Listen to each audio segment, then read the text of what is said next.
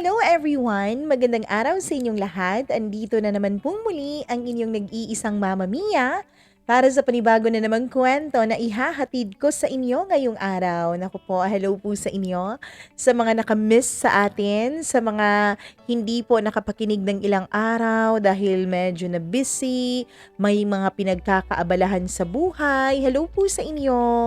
Muli po ay nagpapasalamat ako dahil muli kayong nagbabalik kahit na ilang araw kayong nawala.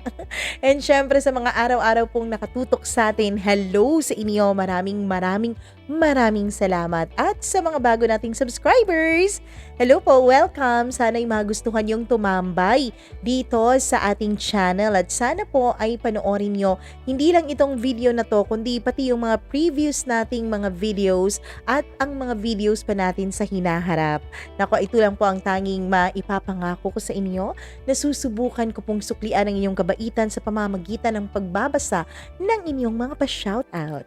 So simulan na natin. Hello po kay Juliet Astrolabio. Maraming salamat sa iyo, Juliet. Maraming salamat sa mga OFWs natin sa Kuwait. Ngayon, maraming thank you. Josie Vina, maraming salamat. Ronnie Lynn Gabanan, happy birthday. Naku, birthday niya pala kahapon. Happy birthday, Ronnie Lynn Gabanan. Ronnie Lynn pala. Hello kay Glory Jane Espirito, maraming salamat. Clark Joshua Delfino Ropesa, maraming salamat. And Anne Listanco, maraming thank you, Anne. And syempre, palagi raw silang nakikinig while working dahil stress reliever daw nila ang ating programa. Maraming thank you.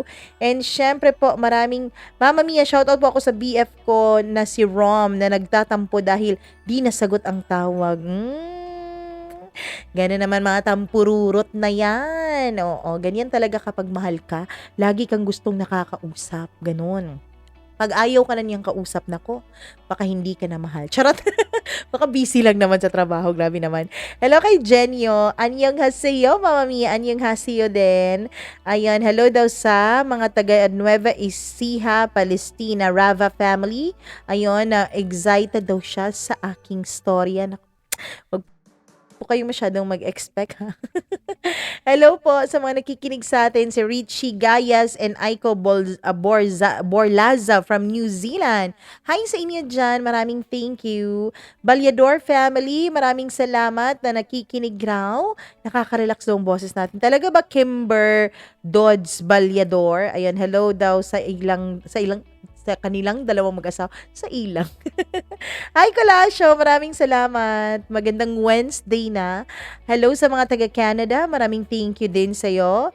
Eli Chi May. Ayun, maraming salamat. Jeneline Mendez. Maribel Brillantes. Thank you so much, Belle of Hong Kong. Maraming salamat sa mga taga-Riyadh. Hello po. Joey De La Cruz. Thank you so much. At lagi daw silang nanonood at nag-aabang sa ating upload.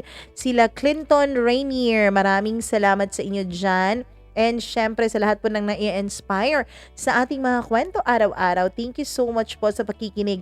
Maria Honoradano. Ayun, tama po ba? Hi kay Giselle Danio at sa pamilya niya raw sa Tacloban City, Magdua and Danio family. Maraming salamat. Glemar Bailon, thank you so much sa'yo. Hello po. Ayan, Glemar Bailon ha. Maraming salamat. Riripot, hi! Glory kay Kling, sa Kling family. Maraming salamat. Hi Mama Mia, sana marami kayong upload sa isang araw. Naku, nabibitin ba kayo? Ako ay nabibitin din sa pagre-record. Charot. Hello sa mga taga-Qatar. Maraming salamat sa inyo. Ana Maludias, thank you so much. Didi Valencia, Jay Ranoy. Ayun, thank you so much. And sino pa bang sa Happy Family daw. Oh, hello sa mga Happy Family ngayon. Happy Family. Jeff O. King, maraming salamat sa'yo. Since October 2023 daw, lagi na silang nakikinig. Ay, naku, salamat po, Jeff O. King. Ayun, Fedi Gia Acosta, maraming salamat. Shout out po sa lahat ng mga taga-Malaysia. Sa Cherry Garment Tanza, Kalibuyo, maraming salamat sa inyo. And pabati raw po sa family ni Ann Kimusing sa Cagayan Valley. And sa love niyang si Gio Simon or Gio Simon. Ako naman, tigilan na nga natin 'tong pagsha-shoutout na 'to. Ako'y naaano na, eh, palaging may mga love na gano'n, eh. Charot. Hello, Jocelyn's Channel. Happy birthday daw sa friend niyang si Jenna Magpalinamok ngayong Feb 29. That's tomorrow. Happy birthday po sa inyo. Hello sa mga taga-Larone, ayun, sa paggawaan ng BA pang-export. Ano yung BA? Christina Sison. Season. Ayun, maraming salamat. Juliet Valmoria, thank you so much. Richelle Gilyangala, ayun, sa mga taga Hong Kong, maraming salamat. Especially to my sister in Christ at Ellen, thank you. Hello. Chazzy Chai, maraming salamat din. Mayan Joyce Tapiro, thank you so much. Sa lahat po ng mga hindi nabasa, abangan nyo po bukas, baka inyo namang mga pa-shoutout ang ating babasahin. Ako, wag na tayong magtatagal ngayon. Kayo po ba, meron din po bang nakapagsabi sa inyo na hindi nila masyadong maintindihan tayong mga babae? Naku, may mga lalaki bang ganyan dyan na nakikinig na ang sabi nila mahirap daw espelingin ang mga babae. Bakit kaya ganon? Kami din mga babae, hirap-hirap din kaming espelingin kayo boys. Bakit ganon? Kasi nga, bawat isa sa atin ay wired differently, especially when it comes to men and women, di ba? Nako, pakinggan natin ang storya ni Greg dito lamang sa paborito ninyong programa, ang Dear Mama Mia.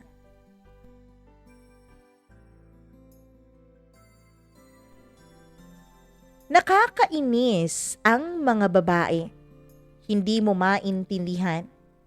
Pero kahit ganun pa man, mahal mo. Kailangan mo. Kaya nagtitiis ka pa rin. Dear Mama Mia, sabi nga nila, hindi mo raw talaga masusukat ang lahat ng bagay na kaya mong ibigay at isakripisyo basta in love ka. Tawagin yun na lamang ako sa pangalang Greg. 40 years old na po ako ngayon.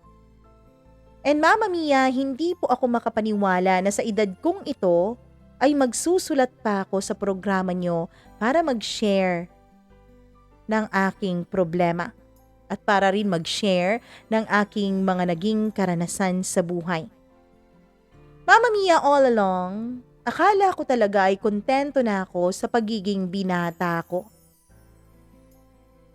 Kontentong-kontento ako, Mama Mia, na ang akala ko ay wala na akong ibang kailangan pa.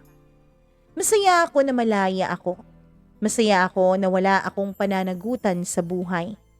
Masaya ako, Mama Mia, na tinatahak ang mundong pinili ko. Not until dumating siya sa buhay ko. Not until nakilala ko siya. Mama Mia, kontento na ako noon sa trabaho ko. At masasabi ko na sa pamantayan at standards ko ay successful ako sa buhay. Natutulungan ko na ang pamilya ko. Nagagawa ko na ang promise ko sa mama ko na bibigyan ko siya ng sarili niyang bahay. Mama Mia, nung bata pa kasi ako ay wala kaming sariling bahay. Mahirap lang po ang pamilyang kinalakihan ko. Na ang hirap na yun, Mama Mia, ay minana pa ng mga magulang ko sa kanilang mga magulang. Kaya wala ring nakakatulong sa amin.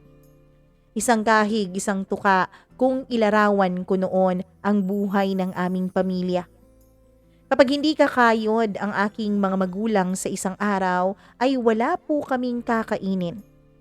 Wala po kaming panlaman ng aming tiyan. Kaya naman, Mama Mia, mula pagkabata ko ay kahirapan na talagang namulat o minulat sa akin ang mundo. Mahirap mabuhay. Mahirap magkaroon ng pamilya, lalong-lalo na kung wala kang pera. Kaya naman sa murang edad ko noon ay tinatak ko sa isip ko na kailangan kong makatulong sa pamilya ko. Kailangan na ako ang magiging solusyon sa lahat ng problema namin. Hindi ako pwedeng maging katulad ng iba na maagang nag-asawa, maagang lumandi, kaya naman maaga ring mas naghirap sa buhay. Mama Mia, sinabi ko noon sa sarili ko na tutulungan ko hindi lang ang aking mga magulang, kundi maging ang aking mga kapatid. At isa naman ako sa mga sinuwerte, Mama Mia, dahil nagkaroon ako ng isang magandang trabaho. Trabaho na nakapag-provide sa akin ng aking mga pangangailangan at pangangailangan ng aming pamilya. Nakapagpatayo rin ako ng munting negosyo, Mama Mia, gamit ang mga naipon kong pera mula sa 1 taon kong pagtatrabaho. Masyado talaga akong mahigpit noon sa pera. Hindi ako waldas katulad ng iba. Ang naisip ko kasi noon, Mama Mia, wala namang yumayaman sa pagtatrabaho lamang. Kaya kailangan ko ng extra income. Para nang sa ganoon ay matupad ko ang mga pangako ko sa pamilya ko. Mama Mia, masayang masaya po ang mama ko nung niregaluhan ko siya ng lupa. At lalo pa siyang sumaya nung sinabi kong papatayuan na namin yon ng sarili naming bahay. Hindi lang po mga magulang ko ang inayos ko ang buhay, kundi maging mga kapatid ko, Mama Mia. Pinag-aral ko ang mga nakababatang kapatid sa akin. Sinabi ko sa kanila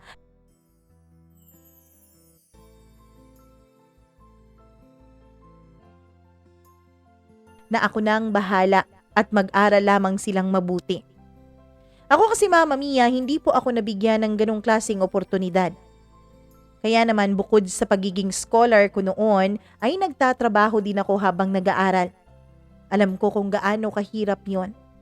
Napakahirap, Mama Mia, kaya ayoko na maranasan yon ng aking mga kapatid. Kaya naman ginawa ko talaga ang lahat para mapag-aral ko sila. Ginawa ko ang lahat para maayos ang kani-kanilang buhay. Siguro, Mama Mia, yung iba, lalo na yung mga kapitbahay namin noon, yung mga kababata namin noon, ay magsasabi na sobrang swerte ko at naging perpekto na ang buhay ko. Ang sabi nga ng iba, matagal na raw na handa na akong magpakasal. Siguro, Mama Mia, kung financial aspect nga ang pag-uusapan natin, alam ko na handang-handa na akong magpakasal. Pero deep inside, Mama Mia, hindi pa po ako handa. Hindi pa ako handang magpakasal dahil hindi pa ako handang masaktan ulit. Mama Mia, ang totoo niyan ay dumanas ako sa isang matinding trauma ng dahil sa pag-ibig. Isang klase ng sakit na hinding-hindi ko nararanasan noong naghihirap pa lamang kami. Ibang klase kong manakit ang pag-ibig, nakakabaliw, nakakaloka, na gusto mo na lang tapusin ang lahat ng meron ka. Mama Mia, umabot din siguro ng halos 5 taon na palagi akong kinukulit ng mga magulang ko at ng mga kapatid ko na humanap na ng babaeng karapat dapat kong iharap sa dambana ng simbahan. Hindi lang mga kapatid ko, hindi lang pamilya ko, Mama Mia, kundi maging mga kaibigan at mga katrabaho ko ang kanya-kanyang reto sa akin ng kung sino-sino para raw maging asawa ko. Para raw, Mama Mia, magawa ko na raw na magkaroon ng sarili kong pamilya. Mahirap daw kasi, Mama Mia, yung marami kang ang pera, successful ka nga sa buhay, pero wala ka namang pag-aalaya nito. Mama Mia, kung mamarapatin niyo po ay ikukwento ko kung bakit ganito na lang ako kahigpit sa puso ko. Kung bakit sinabi ko noon sa sarili ko na hindi na ako iibig pang muli. Meron kasi akong babaeng minahal noon. Actually, Mama Mia, college pa lamang kami nung minahal ko siya. Sinabi ko noon sa sarili ko na hindi ako mambubuntis. Pero Mama Mia, sinabi ko rin sa sarili ko na hindi ko naman pipigilan ang sarili kong magmahal. At minahal ko nga siya ng husto. Niligawan ko siya, Mama Mia, kahit wala naman akong alam sa panliligaw. Kung kani-kanino ako nagtanong, Mama Mia, lahat ng effort ginawa ko. Minahal ko siya. At tuwang-tuwa naman ako nung sinagot niya ako. Tuwang-tuwa naman ako nung naging kami. Mahal na mahal ko siya, Mama Mia, na kahit pa nga busy ako sa trabaho, sa eskwela at sa lahat ng mga responsibilidad ko sa buhay, ay sinisingit ko pa rin siya sa araw-araw ko. Ginawa ko siyang inspirasyon. Nung naging kami ay mas na-inspire pa ako na magpatuloy sa buhay. Mama Mia, lalo ko pa siyang minahal nung binigay niya sa akin ang kaniyang pagkababae nung first anniversary naming dalawa. Ang totoo niyan ay wala naman akong balak noon na galawin siya. Pero nag-reserve po ako ng isang maliit na kwarto lamang. Yun lang kasi ang kumasya sa budget ko. Mama Mia, nag-prepare pa ako ng mga bulaklak. Nagluto na lang ako ng sarili ko para makatipid naman sa pagkain. Tuwang-tuwa naman siya sa sorpresa kong yun dahil may pa-balloons pa ako noon. Sa sobrang tuwa niya ay siya na mismo ang gumalaw para may mangyari sa aming dalawa. Siya ang una kong experience sa kama. Hindi ko masasabing masarap yun dahil hindi ko pa naman alam kung anong ginagawa namin noon. Sure, Mama Mia, may mga napapanood na ako na mga pinapanood ng mga kaibigan ko. Pero iba pala talaga kapag personal mo na tong nararanasan. Iba pala talaga kapag personal mo na nahahawakan ang mga masiselang bahagi ng isang babae. Aminin kong nag-enjoy ako pero wala po akong mapagkumparahan noon kung gano'n na ba talaga yun kaganda at kasarap. Mama Mia, dahil sa sobrang pagmamahal ko sa kanya ay nagawa ko po siyang galawin nung siya na mismo ang nag-imbita sa akin na may mangyari sa aming dalawa. Takot na takot pa ako noon baka mabuntis ko siya. Pero ang sabi niya, wag daw akong mag-alala dahil marunong siya. Ilang beses pa na may nangyari sa amin. Lalo na kapag monthsary namin o kapag may mga okasyon. Paminsan-minsan nga, Mama Mia, kahit wala namang okasyon, ay inaaya niya ako na mag-motel kaming dalawa. Nahihiya pa ako nung una dahil hindi ko naman kayang gastusan yon. Pero sabi niya, siya nang bahala. Hanggang sa nalunod na nga ako sa sobrang pagmamahal ko sa kanya, Mama Mia. Lalo na at binibigay niya sa akin ang lahat. Para sa akin kasi sagrado po ang katawan ng isang babae. Kaya kapag binibigay niya sa iyo ito, ibig sabihin ganun ka kahalaga sa kanya. Alam kong ganun ako kahalaga sa kanya, Mama Mia. Kaya hindi ko na rin pinigilan pang sarili ko at pinakita ko na rin sa kanya kung gaano siya kahalaga sa akin. Mahal na mahal ko siya. Pero Mama Mia, hindi pala ako nag-iisa sa buhay niya. Hindi lang pala ako ang natatanging lalaking inaalayan niya ng kanyang pagkababae. Isang araw po ay nahuli ko siya, Mama Mia. Galing po ako sa trabaho noon nang masiraan ang jeep na sinasakyan ko malapit sa isang motel. Nag-aabang ako ng panibagong jeep na sasakyan. Pero Mama Mia, nakita ko siya. Papasok siya ng isang motel kasama ang isang lalaki. Dali-dali ko pa silang hinabol at nung makita niya ako, Mama Mia, ay hiyang-hiya siya sa akin. Sinuntok ko pa yung lalaki at inawat pa kami ng security guard noon sa motel. Kinabukasan nung magkita kami sa school, Mama Mia, ay nagsorry siya sa akin. Doon niya inamin, Mama Mia. 3 pala kami na boyfriend niya. Hindi lang pala ako ang nag-iisa. Pero ang sabi niya, ako daw ang mahal niya. Ako daw ang pinakagusto niyang makasama. Handa raw siyang hiwalayan yung 2 niyang mga boyfriends, Mama Mia, para lamang sa akin. Hindi ko alam kung matutuwa ba ako noon. Pero mas nangibabaw sa akin ang sakit. Sakit sa kanyang mga ginawa. Pero siguro, Mama Mia, ganun talaga kapag mahal mo ang isang tao.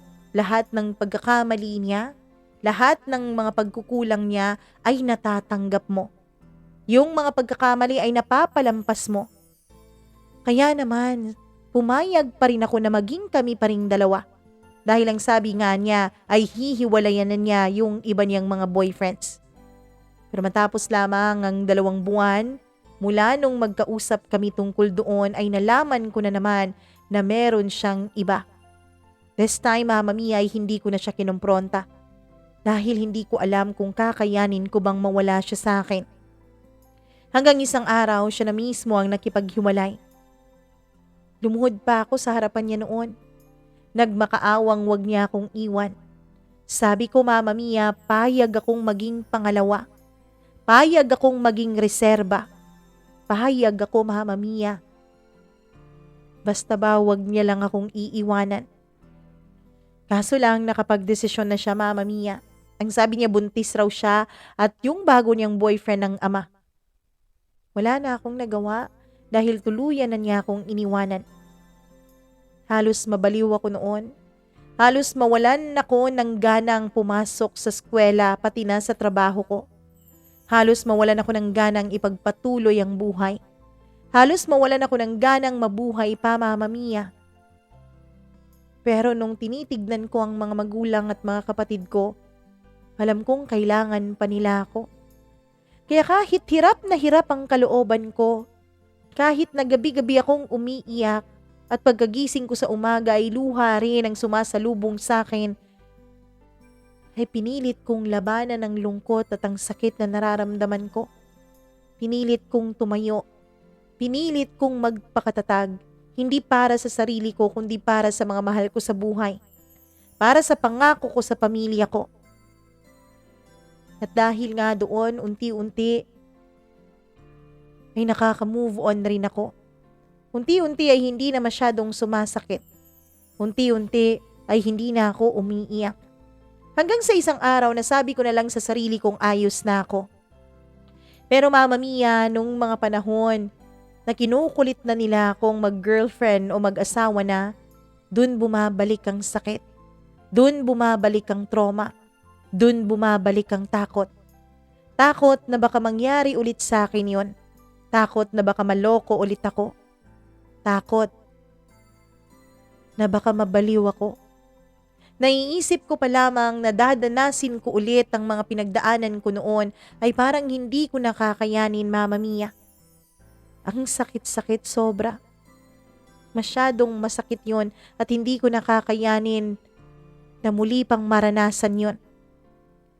Kaso nga lang, Mama Mia, ang sabi nga nila kung kailan hindi mo hinahanap, kung kailan isinuko mo na, dun pa pala darating sa iyo ang isang bagay na ang akala mo kailanman ay hinding-hindi mo na makakamtan. Ang akala ko nga noon, Mama Mia, ay okay na ako sa buhay ko. Meron akong mataas na posisyon sa trabaho ko. Maganda rin ang takbo ng munti kong negosyo. Kaso lang na iba ang lahat, Mama Mia, nung makilala ko po si Jasmine. Bago siya sa trabaho ko. Galing po siya sa ibang branch namin mula Mindanao. Nung una, Mama Mia, tipikal lang po na empleyado ang tingin ko sa kanya. Tipikal lang po na katrabaho ang tingin ko. Pero iba siya, Mama Mia. Iba si Jasmine. Napaka-unpredictable ng kanyang karakter. Napaka-unpredictable ng kanyang personalidad. Mama Mia, nung una, ay hindi ko pa siya pinapansin. Actually, napapansin ko na siya pero pinipilit ko lang na huwag pansinin. Pinipilit ko lang na baliwalain. Mama Mia, iba po kasi ang ugali nitong si Jasmine. Matalino po siya, palasagot. At syempre, Mama Mia, meron rin siyang strong personality na masasabi mong hindi talaga nahihiya kahit kanino. Kahit kanino mo siya iharap, basta't nasa katwiran siya, ay lagi po siyang nangangatwiran. Maganda rin siya, Mama Mia. At ang gustong-gusto ko sa kanya ay ang kanyang mga dimples sa magkabilang bahagi ng kanyang mukha. Kapag ngumingiti siya ay lumalabas yon. Lalo siyang gumaganda. Na para bang may mga bulaklak na namumukadkad kapag nakangiti siya. Kahit hindi para sa akin ang ngiting yun, ay ibang-iba naman ang nararamdaman ng puso ko kapag nasisilayan ko yon. Pero pinipigil ko yon, Mama Mia. Pinipigil ko na mahalin siya. Pinipigil ko ang sarili kong mahulog sa kanyang mga ngiti. Ganun na ganun kasi ang ex ko. Yung ngiti niya kasi ang nagpamahal sa akin sa kanya lalo. Mahilig kasi ako sa mga babaeng magagandang ngiti. Kaya lang Mama Mia, itong si Jasmine, kung ano namang amo ng kanyang mukha kapag ngumingiti, ay siya namang tigre ng kanyang ugali. Lagi po siyang may nakakaaway sa mga ibang empleyado. Mama Mia, hindi ko naman po ipagkakaila. Narampant talaga ang chismis pagdating sa trabaho. Ito namang si Jasmine, kapag may narinig lang, ay bigla na lang nagsasalita agad kahit hindi alam kung patungkol ba sa kanya ang pinag-uusapan.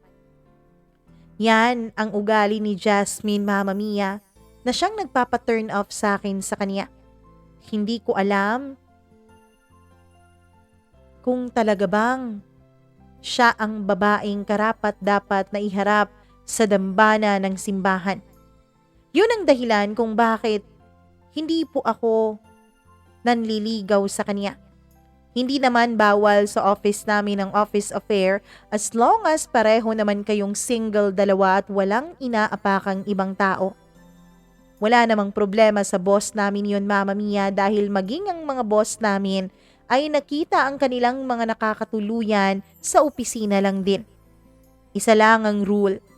Bawal landiin ang may jowa na, lalong-lalo na yung may mga asawa.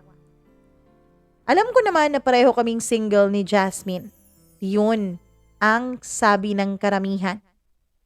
Pero Mama Mia, dahil nga masyadong strong ang personalidad nitong si Jasmine, ay hindi po ako sigurado kung liligawan ko ba siya. Pero ang sabi nga nila, hinding-hindi mo mapipigilan ang pusong nagmamahal. In the end, Mama Mia, kahit gaanong pagpipigil pa ang ginawa ko sa sarili ko, ay hindi ko na rin pa kinaya na pigilan ng damdamin at nararamdaman ko para kay Jasmine. Nung una ay medyo awkward para sa akin na manligaw sa kanya. Lalo na Mama Mia nung malaman kong lampas 10 taon pala ang age gap naming dalawa. Oo, bata pa si Jasmine. Kaya siguro ganun pa rin siya katapang. Kaya siguro hindi pa siya mature kung mag-isip. Ako naman, Mama Mia, nahihiya po akong manligaw sa kanya dahil nga mature na ako kumpara sa kanya. Kaya dinadaan ko na lang siya sa mga pa-flowers na pinapadeliver ko sa office. May pa-anonymous letter pa na nakalagay doon. Mga letters na ako mismo ang gumagawa. Hindi ko naman sinusulat, Mama Mia, dahil natatakot akong makilala niya ang penmanship ko. Pinapasulat ko yun sa mga nagtatrabaho doon sa flower shop. Pinapadalhan ko rin siya, Mama Mia, ng mga quotes through text and FB chat. Yung mga quotes, Mama Mia, na hindi po tungkol sa love, kundi nang-e-inspire sa buhay. Hanggang sa isang araw, Mama Mia, nagulat na lang ako nung may mabasa ako sa chat box ko. Sir Greg, ikaw ba tong nagpapadala sa akin ng mga bulaklak? Nanliligaw ka ba sa akin? Mama Mia, pinagpapawisan talaga ako ng malala nung mabasa ko ang mensahe na yun. Hindi ko alam kung paano magre-react. Paano niya kaya napagdugtong na ako ang nagpapadala sa kanya ng mga sulat at ng mga flowers? Siguro ako lang ang nagme-message sa kanya sa opisina. Siguro ako lang ang nagpapadala sa kanya ng mga quotes. Matagal-tagal din bago ko nireplyan ng message na yon, kahit ang totoo alam ko naman, Mama Mia, na nakita na niyang nabasa ko na ang mensahe niyang yon. Hindi ko kasi maintindihan noon ang sarili ko. Oo, mature na nga ako. Oo, mas mature ako sa kanya, mas matanda ako ng dihamak sa kanya. Nang halos nang lagpas 1 dekada. Pero feeling ko noon ay natatakot ako, Mama Mia. Feeling ko noon ay natatakot akong humarap sa kanya. Para akong isang teenager na first time lamang manligaw. First time ko pong natakot na manligaw, Mama Mia. First time ko pong natakot na umamin sa isang babaeng nanliligaw ako sa kanya. Hindi ko alam kung paano siya re-replyan hanggang sa 2 salita lang ang na-reply ko. Pwede ba? Yun ang na-reply ko sa kanya at halos napapikit pa ako, Mama Mia, habang naghihintay ng kanyang magiging reply. Ilang minuto pa ang lumipas, hindi siya nag-reply. Ang akala ko noon, Mama Mia, ay wala na akong pag-asa. Ang akala ko noon ay ayaw na niya. Ang akala ko noon ay nandidiri na siya sa akin. Pero matapos ang halos 10 minuto ay nakatanggap ako ng response mula sa kanya. Pwede naman, pero hindi mo ba ako pinagtitripan talaga, sir? Pwede ka naman kasing makakita ng mga babae na mga professionals, mga lawyers, mga babaeng matataas ang value sa lipunan. Kung dito ka sa akin, luging-lugi ka. Alam mo kasi, sir, siguro alam mo na, nakita mo na mula sa mga 201 files ko. Hindi ako graduate, sir, na kagaya mo. Wala akong pag-asang tumaas ang posisyon ko dito sa trabaho ko dahil hindi naman ako nakapagtapos ng pag-aaral. Hindi ako karapat-dapat sa iyo, sir. Marami pang mga babaeng pwede sa iyo. Yung mga babaeng professionals. Yung mga babaeng kaya mong ipagmalaki sa iba. Mama Mia, dun ko nalaman na kahit pala napaka-strong ng personality nitong si Jasmine, ay meron pala siyang mga insecurities sa buhay. At nung mabasa ko nga ang mensahe niyang yun, naiisip ko na isa siguro sa pinakamalaking insekuridad niya ay ang hindi niya pagtatapos ng pag-aaral. Kaya siya siguro matapang. Kaya siya siguro ganoon dahil yun ang kanyang defense mechanism. Hindi ko na nireplyan pa ang message na yun ni Jasmine. Ang ginawa ko na lang, Mama Mia, ay sinabi ko sa mama ko na may nililigawan na ako. Araw-araw simula noon ay lagi ko na siyang binibigyan ng mga bulaklak. Hanggang sa isang araw, nagulat na lang ako nung hindi na pumasok sa opisina si Jasmine. Mama Mia, ang akala ko nung una ay absent lamang siya kaya pinalagpas ko. Chinat ko siya pero hindi siya nag-reply at hindi rin siya nag-seen. Siguro may sakit. Hanggang sa lumipas ang 3 araw na wala pa ring Jasmine na pumapasok sa opisina. Kaya naman hindi ko na napigilan ang sarili kong magtanong sa kanyang mga ka-close doon. Tinanong ko kung nasaan si Jasmine. Sir, hindi niyo ba alam? Anong hindi ko alam? Takot na takot ako noon, Mama Mia, dahil ang akala ko ay nag-resign si Jasmine. Ay iniisip ko pa nga baka nag-asawa na. Ibang klase din ako mag-overthink noon. Sir, si Jasmine kasi nalipat na sa branch natin sa CDO. Taga dun kasi siya eh. Kaya nung may offer, tinanggap niya agad. Sabi ng kanyang kaibigan. Doon, Mama Mia, ay hindi ko alam kung anong mararamdaman ko. Kaya ang ginawa ko, nag-file agad ako, Mama Mia, ng vacation leave at agad-agad akong kumuha ng plane ticket mula sa Maynila papuntang CDO para doon ko ligawan si Jasmine. Mama Mia, shock na shock po si Jasmine nung dumating ako sa opisina. Kahit na alam ko, Mama Mia, alam ko na kahibangan ang ginawa ko. Alam kong walang kasiguraduhan. Pero wala na akong naging pakialam noon. Ang importante sa akin noon ay si Jasmine. Ang importante sa akin noon ay malaman niya na tunay ang nararamdaman ko sa kanya at hindi ko siya pinagtitripan pa. After 6 months, Mama Mia, after 6 months ng panliligaw ko, akala ko ay paaasahin niya lang ako sa wala. Pero sinagot niya ako, Mama Mia. Nagpalipat na rin ako sa CDO para muli kaming magkasama ni Jasmine dalawa. Mabuti na lang at naintindihan naman ng mga boss namin.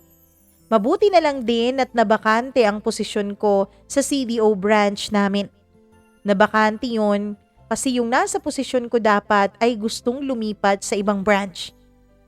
Kaya ang nangyari tuloy, Mama Mia, ay parang nagkaroon kami ng agarang reshuffling. At mas lalo pa akong sumaya nung sinagot na nga ako sa wakas ni Jasmine. Yun ang isa sa pinakamasayang araw sa buhay ko, Mama Mia. Pero isa rin sa pinakakomplikadong araw na pinasukan ko. Mahirap kasing mahalin si Jasmine. Oo, mabait siya at sweet. Pero Mama Mia, napakamainitin ng ulo. Napakaselosa. Napaka-insecure at napaka-overthinking. One time, Mama Mia, sinabihan ko siya na gusto ko nang magpakasal na kaming dalawa. Pero nagalit siya agad sa akin. Di ba nag-usap na tayo tungkol dyan? Alam mo naman, di ba? Marami pa akong gustong mapatunayan. Alam mo naman, di ba? Na marami ang nagsasabi sa akin na hindi ako karapat-dapat sa'yo. Gusto kong patunayan na karapat-dapat ako sa'yo. Ngayon, kung ayaw mo yan, kung ayaw mo akong hintayin, edi sige, maghanap ka ng iba. Yan ang lagi niyang sinasabi sa akin sa tuwing inaaya ko na siyang magpakasal. Parang lagi niya akong hinahamon ng hiwalayan. Pero Mama Mia, kapag may nakita naman siya sa cellphone ko na may nag-text sa akin o may nilike lang akong picture ng ibang babae, ay halos magwala na siya sa galit. Silosa masyado si Jasmine. Mama Mia, kahit na ganun siya ay iniintindi ko siya. Nilalambing ko siya dahil alam ko na may mga pinagdadaanan din siya sa buhay niya. Kahit na wala naman akong kasalanan sa mga away namin, dahil nga ako ang mas mature at mahal na mahal ko siya ay ako pa rin ang nagsusorry. Mama Mia, sa bawat pagsusorry ko ay nagmamatigas po si Jasmine. May mga araw na hindi niya ako pinapansin. May mga araw na hindi niya ako nilalambing kahit na sinusuyo ko siya ng grabe. Mama Mia, hindi ko siya maintindihan. Mahal niya ako, pero kapag inaaya ko siyang magpakasal ay ayaw niya dahil wala pa raw siyang napapatunayan. Dahil nai-insecure siya sa lahat ng mga babae sa paligid ko, lalong-lalo na yung mga single na babae sa opisina. Mama Mia, hanggang sa lumipat siya ng trabaho. Ang sabi niya, hindi niya raw gusto na makasama ako sa trabaho. Ayaw niya raw, Mama Mia, na kapag may palpak siya ay alam ko. Ayaw niya raw na nakukumpara siya sa iba, lalong-lalo na sa akin. Inintindi ko siya noon, Mama Mia. Inintindi ko siya sa mga gusto niya. Kahit na ayaw niya ay tinulungan ko pa rin siya na maghanap ng ibang trabaho. At dahil nga sa pagtulong ko na yun ay nagalit siya sa akin. 3 araw niya akong hindi pinapansin. Hanggang sa tumawag sa akin ang opisina namin sa Maynila at pinapapunta ako sa Davao dahil nagkaroon raw ng problema ang branch namin doon. Marami raw issues, Mama Mia. Marami raw mga dapat ayusin at ang sabi nila ako lang daw ang makakapag-ayos nun. At dahil nga emergency, Mama Mia, at natatakot naman ako na mas magalit pa sa akin si Jasmine kung akin pa siyang pupuntahan sa bago niyang trabaho, ay hindi ko na lang yun ginawa. Natatakot akong magalit siya kapag inabala ko siya sa bagong trabahong pinapasukan niya na ang sabi niya noon ay kailangan niya munang aralin ang lahat ng bagay tungkol sa trabaho na yun. At naiintindihan ko yun, Mama Mia. Naiintindihan ko ang gusto niyang mangyari. Naiintindihan ko na masyado pa siyang bata. At dahil sa bata pa siya ay mas marami pa siyang gustong maabot sa kanyang buhay. Marami pa siyang gustong patunayan, hindi lamang sa ibang tao kundi maging sa sarili niya. Kaya naman naisip ko nung mga panahon na yun, Mama Mia, na siguro nga hindi talaga kami magkakaintindihan ni Jasmine dahil sa mahaba naming age gap. Siguro nga napakalaking factor na makakasira ng aming relationship, Mama Mia, yung pagkakaiba namin ng mga bagay ng mga gusto, yung pagkakaiba ng mga prioridad namin, yung pagkakaiba ng mga gusto naming maabot sa aming relasyon. Naisip ko noon na mas mabuting bigyan ko muna siya ng space. Bigyan ko muna siya ng time na mag-isip. Kaya naman pumayag ako nung sinabi sa akin ng head office namin na papupuntahin ako sa Davao at dun na muna ako ma-assign pansamantala. Na-busy ako sa trabaho ko sa Davao, Mama Mia. And halos 1 buwan din akong hindi nakakatawag kay Jasmine. Hindi rin naman siya tumatawag sa akin kaya feeling ko okay lang siya. Naisip ko noon na ito siguro ang mainam naming gawin. Ang bigyan ng laya at space ang isa't isa. Nang sa ganoon ay mas maintindihan namin ang aming mga prioridad at mas maintindihan rin namin ang prioridad ng isa't isa. Pagkatapos nga ng assignment ko sa Davao at naayos ko na ang mga problema doon, Mama Mia, ay muli akong bumalik sa CDO office namin. Nagulat na lang ako, Mama Mia, nung pagpasok ko sa office ay may isang sulat na ibinigay sa akin ang isa naming katrabaho doon. Mama Mia, nagulat ako sa sulat na yon dahil galing pala yon kay Jasmine. Nakaseal pa ang sulat na yon at pinermahan pa. Siguro naniniguro siya, Mama Mia, na hindi yun babasahin ng aming kaibigan na kaopisina ko rin. Hindi ko alam kung babasahin ko na ba yun. Na-excite ako, Mama Mia, dahil hindi ang katulad ni Jasmine na bata ang mahilig sumulat.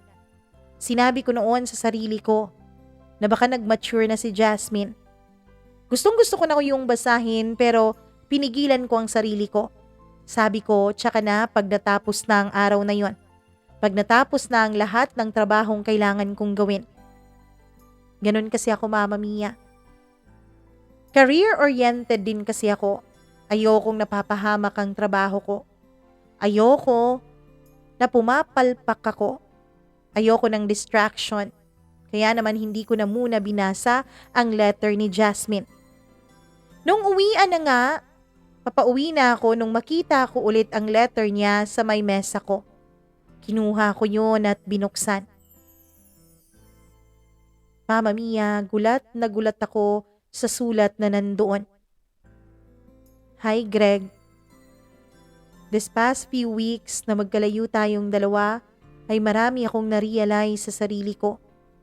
Marami akong na-realize sa mga gusto kong gawin sa buhay. Greg, mahal kita. Alam kong mahal mo rin ako. Pero Greg, isa kasi akong sirang tao. Hindi mo ako maaayos. Walang sino man ang makakapag-ayos sa akin kundi sarili ko. This time, kailangan ko munang lumayo sa'yo.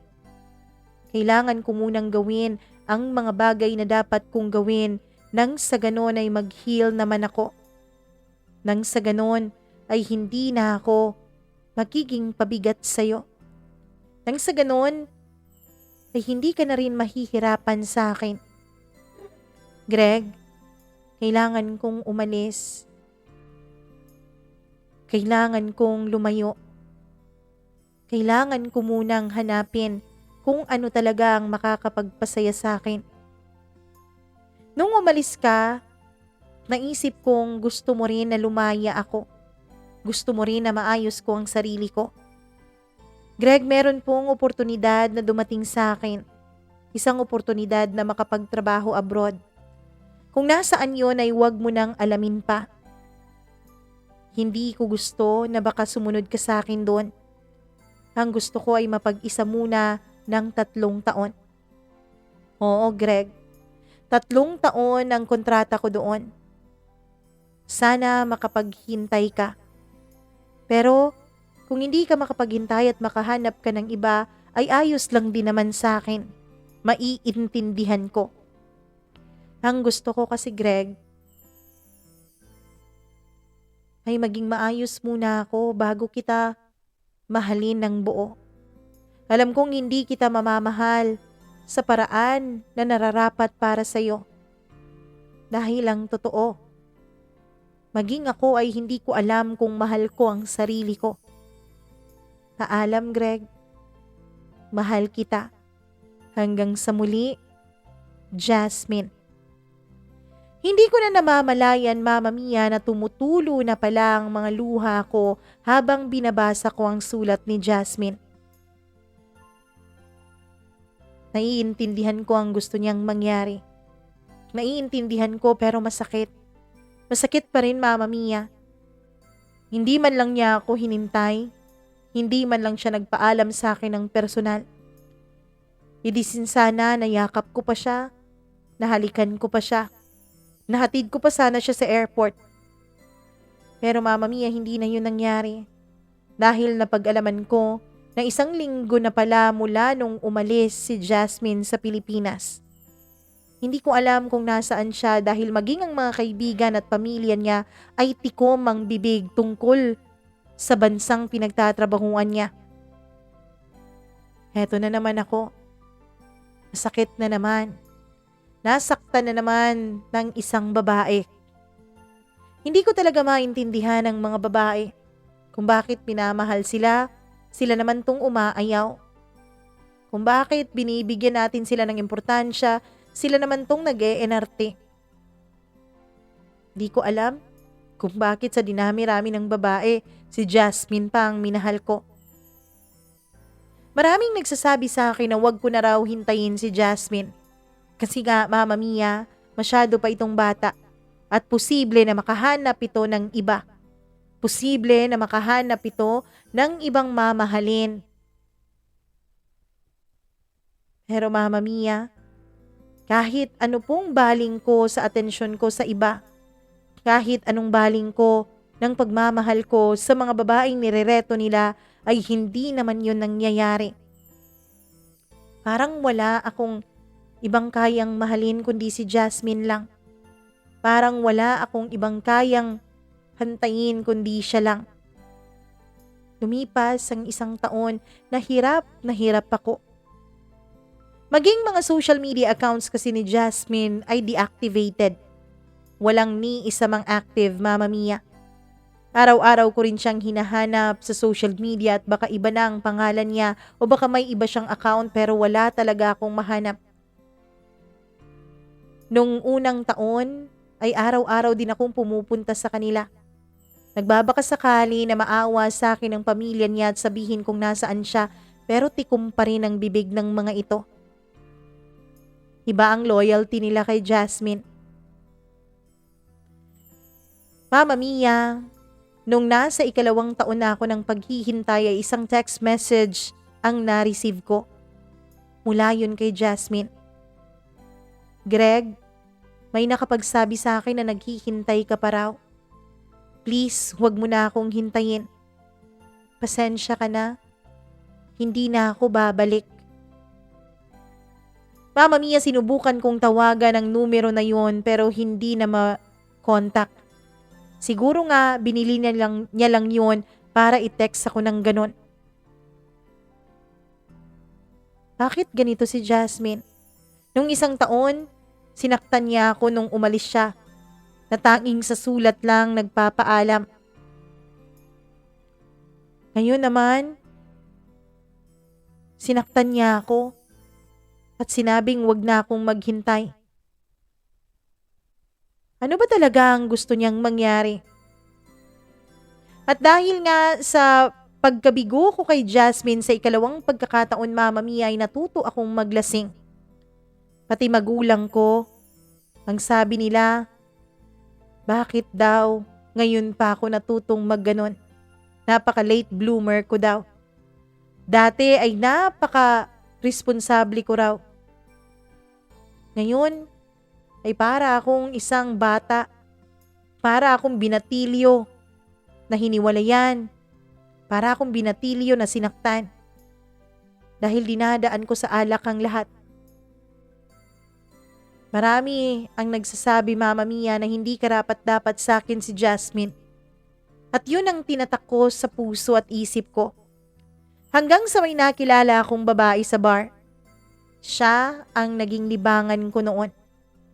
Siya ang naging kapartner ko sa bawat gabi na malamig para sa akin. Oo, Mama Mia. Wala kaming relasyon dalawa. Tanging sex lang ang ugnayan namin. Halos 3 beses sa isang linggo kung magkita kaming dalawa.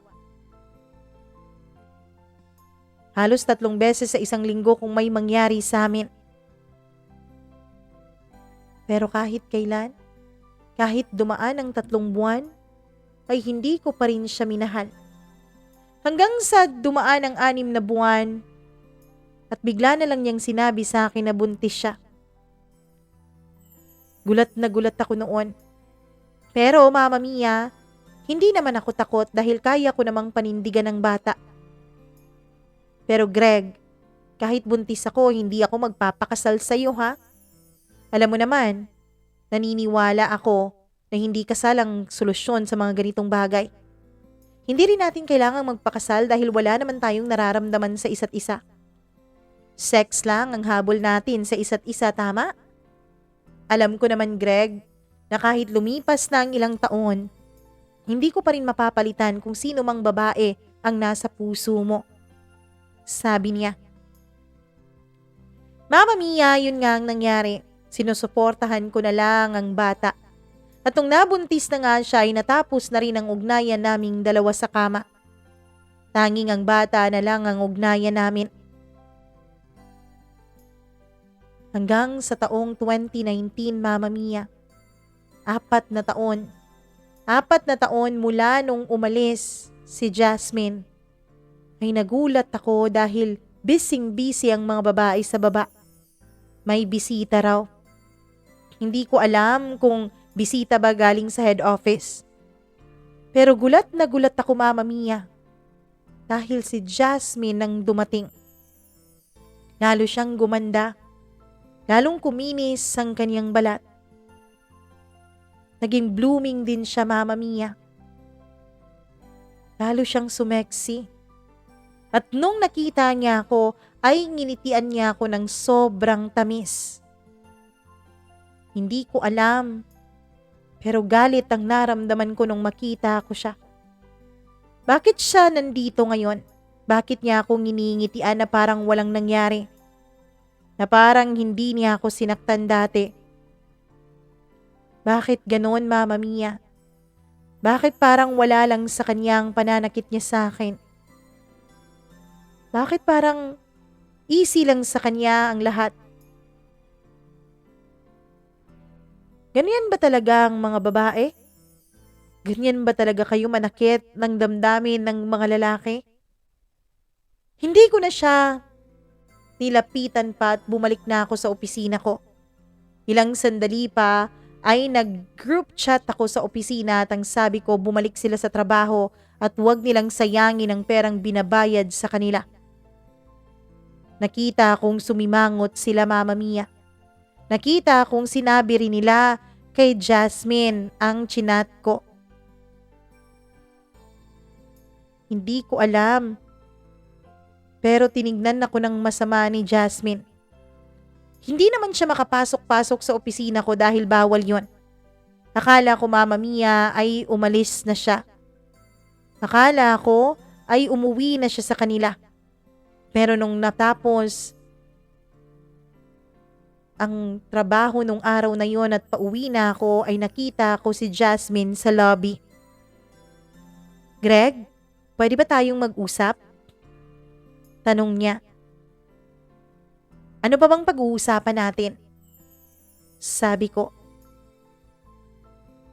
Ang pagbalik ko. Kung bakit ako natagalan. Wala na akong pakialam sa mga rason mo. At saka isa pa, wala namang tayo, hindi ba? Tinapos mo na ang tayo kaya bakit ka pa magpapaliwanag sa akin? Hindi mo kailangan gawin yon, Jasmine. Hindi mo kailangang mag-effort na magpaliwanag. Okay ako. Wala akong problema sa'yo. Sige, dyan ka na at aalis na ako. Tumaligod agad ako pero agad siyang nakasunod sa akin at nakahawak sa braso ko. Ano ba, Greg? Bakit ka ba ganyan? Ano bang nagawa ko sa'yo? Tanong niya. Napatawa ako noon, Mama Mia. Wala talaga siyang idea na sinasaktan niya ako. Alam mo, Jasmine, buti pa umuwi ka na. Pupuntahan ko pa ang anak ko. Sabi ko. Anak? May anak ka na? Oo. Sagot ko sa tanong niya. Doon ay nakita akong nangingilid ng mga luha sa kanyang mga mata. Hindi ko alam kung bakit gano'n ang reaction niya, Mama Mia. Ibig sabihin may asawa ka na? Oo, may asawa na ako. Pagkasabi ko noon, ay binawi ko ang kamay ko na hawak niya at umalis na ako. Hindi ko na nakita ang reaksyon niya, Mama Mia. Pero mula nung araw na yun ay hindi na ako kinulit pa ni Jasmine. Mula nung araw na yun ay hindi na siya nagpakita pa sa akin. Nakala ko ay matatahimik na ang buhay ko. Pero hindi, Mama Mia. Dahil may parte sa akin na gustong kausapin si Jasmine. May parte sa akin na gustong malaman ang kanyang eksplenasyon. Pero pinipigilan ko talaga ang sarili ko. Hanggang sa isang araw, Mama Mia, nagkaroon ako ng unexpected na bisita sa opisina. Nanay ni Jasmine. Hindi ko alam kung paano siya haharapin. Pero Mama Mia, hindi naman ako masamang tao. Hindi naman ako bastos, kaya hinarap ko siya. Ma'am, ano pong maipaglilingkod ko sa'yo? Tanong ko. Greg, may aaminin sana ako sa'yo. Sabi niya. Naalala mo yung siguro 2 taon na ang nakalipas, yung may nag-text sa'yo. Yung si Jasmine, nang sabi wag mo na siyang hintayin. Oo, bakit po? Ako yun, Greg. Pasensya ka na ha.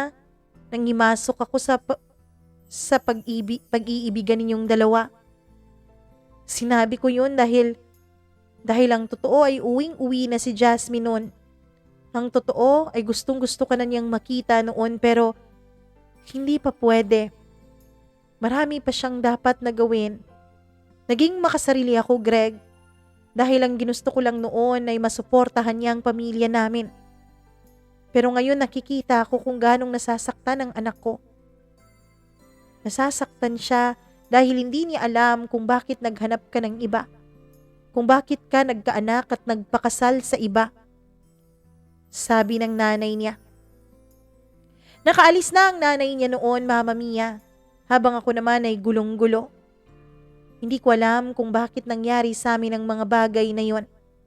Hindi ko alam kung bakit nagkaganon ang relasyon naming dalawa ni Jasmine. Pero isa lang ang sigurado ako. Hindi ako niloko ni Jasmine. Kaya agad ko siyang pinuntahan sa bahay nila. Pero wala siya doon, Mama Mia. Ang sabi ng kaniyang mga kapatid ay umalis raw ito at nagsimba. Pinuntahan ko ang pinakamalapit na simbahan sa bahay nila at doon ay nakita ko si Jasmine. Umiiyak siya sa loob. Nilakpitan ko siya, Mama Mia. Tumabi ako sa pagkakaupo niya. Hinawakan ko ang kamay niya. Nung nilingon niya ako ay punong-puno ng luha ang kaniyang mga mata. Wala akong asawa. Yun ang sabi ko. Totoong may anak ako, pero wala akong asawa. Ibig sabihin nagtaksil ka sa atin? Pinaliwanag ko sa kanya ang nangyari, Mama Mia. Sinabi ko na nakareceive ako ng text na ang akala ko ay galing sa kanya. Nagkausap naman kami ng maayos doon, Mama Mia, at nagkaayos rin. Naging kami ulit ni Jasmine pagkatapos ng araw na yon. Hindi na namin pinalagpas pa ang pagkakataon at agad na nagplano na kaming dalawa na magpakasal. Mama Mia, bago po pumutok ang pandemic sa Pilipinas, January 2020, ay nagpakasal na kaming dalawa. At ngayon, Mama Mia, ay hinihintay na lang namin ang unang bunga ng aming pagmamahalan. Oo, natagalan bago kami makabuo. Mama Mia, hindi naman nagbago si Jasmine. Ganun pa rin. Wala pa rin siyang pinagbago. May mga ugali pa rin siyang hindi ko gusto at may mga ugali pa rin siyang hindi ko maintindihan. Mama Mia, sinabi ko sa kanya, naiintindihin ko siya kahit na anumang mangyari. Sinabi ko sa kanya na gagawin ko ang lahat kahit sa mga panahon na hindi ko na siya maiintindihan ay mamahalin ko pa rin siya. Siguro nga bilang lalaki ay hindi ko talaga lubos kailanman maiintindihan ng isang babae. Siguro nga magkaiba talaga ang paggagawa sa atin. Pero kapag tunay mong minamahal ang isang tao, kahit hindi mo siya maintindihan ay pipilitin mo. Kahit hindi mo maintindihan ang kanyang pag-uugali, ay maiintindihan naman siya ng puso at pagmamahal mo. Mahal na mahal ko po si Jasmine, Mama Mia. Kaya naman pipilitin ko ang sarili ko na intindihin siya sa abot ng aking makakaya. Hanggang dito na lamang at lubos na nagpapasalamat at gumagalang, Greg.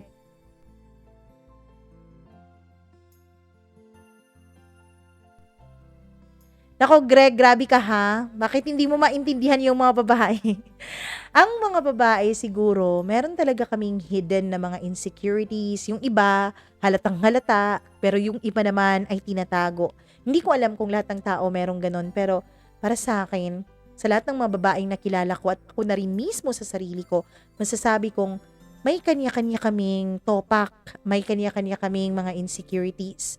Ang kailangan lang naman namin ay assurance mula sa mga lalaking minamahal namin na hindi kami iiwanan kahit na ano pang topak na meron sa amin. Naway mahalin mo ng tunay si Jasmine hanggang sa inyong pagtanda at hanggang habang buhay, Greg. Naway magmahalan kayo at naway tumibay pa ng husto ang inyong pagiging mag-asawang dalawa. Maraming salamat po sa inyong pakikinig sa kwentong inihandog natin ngayon sa inyo. At kung nagustuhan niyo ang kwento ni Greg at ni Jasmine, please click the like button and click the share button para marami ang ma-inspire sa kanilang storya.